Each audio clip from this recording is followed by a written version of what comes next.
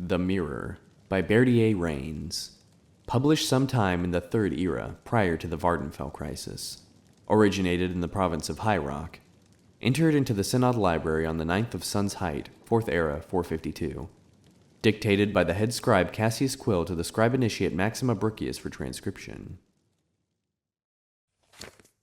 The wind blew over the open plain, jostling the few trees within to move back and forth with the irritation of it.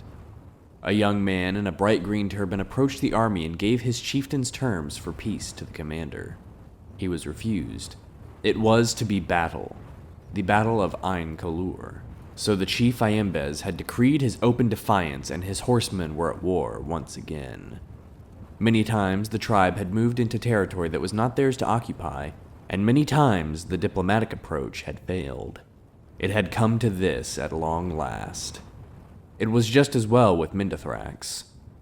His allies may win or lose, but he would always survive. Though he had occasionally been on the losing side of a war, never once in all his 34 years had he lost in hand-to-hand combat. The two armies poured in like dual frothing streams through the dust, and when they met, a clamor rang out, echoing into the hills. Blood, the first liquor the clay had tasted in many a month, danced like powder. The high and low battle cries of the rival tribes met in harmony as the armies dug into one another's flesh. Mindothrax was in the element he loved. After 10 hours of fighting with no ground given, both commanders called a mutual and honorable withdrawal from the field. The camp was positioned in a high-walled garden of an old burial ground, adorned by springtide blossoms. As Mindothrax toured the grounds, he was reminded of his childhood home. It was a happy and a sad recollection, the purity of childhood ambition, all of his schooling in the ways of battle, but tinged with memories of his poor mother. A beautiful woman looking down at her son with both pride and unspoken sorrow. She never talked about what troubled her, but it came as no surprise to any when she took the walk across the moors and was found days later, her throat slit open by her own hand. The army itself was like a colony of ants, newly shaken. Within a half-hour's time after the end of the battle, they had reorganized as if by instinct.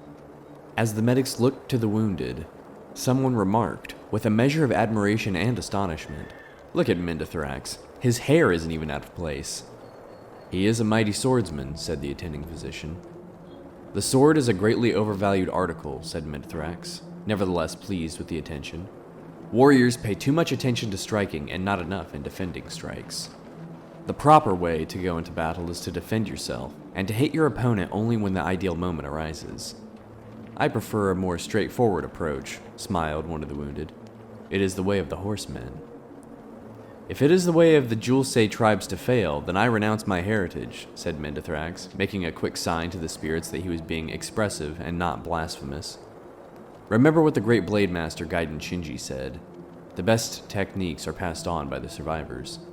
I have been in 36 battles, and I haven't a scar to show for them.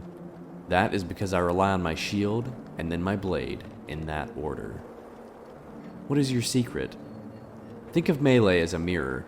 I look to my opponent's left arm when I am striking with my right.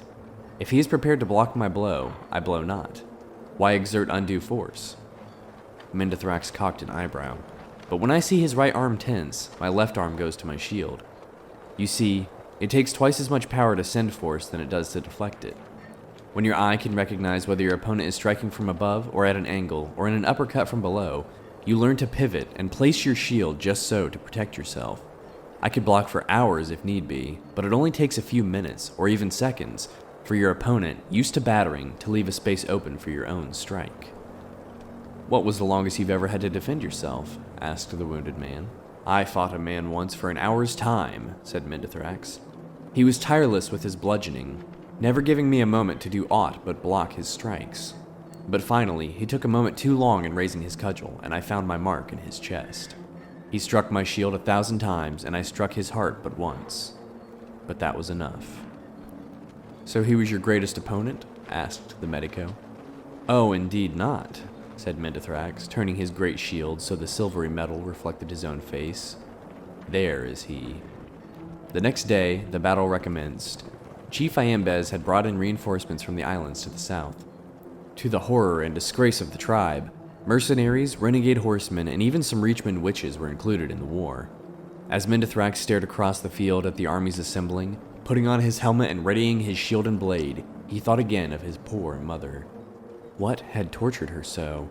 Why had she never been able to look at her son without grief? Between sunrise and sundown, the battle raged. A bright blue sky overhead burned down on the combatants as they rushed against one another over and over again. In every melee, Mindothrax prevailed.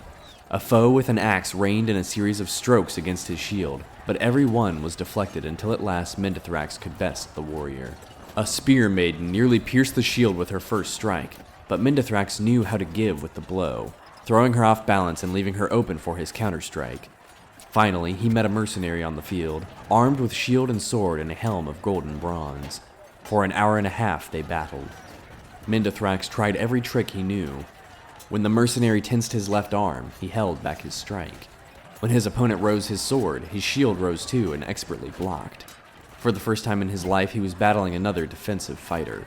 Stationary, reflective, with energy to battle for days if need be. Occasionally, another warrior would enter into the fray, sometimes from Mindothrax's army, sometimes from his opponent's. These distractions were swiftly dispatched, and the champions returned to their fight.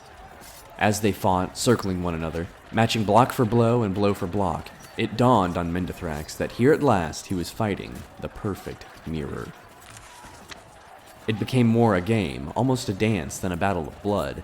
It was not until Mindothrax missed his own step, striking too soon, throwing himself off balance, that the promenade was ended.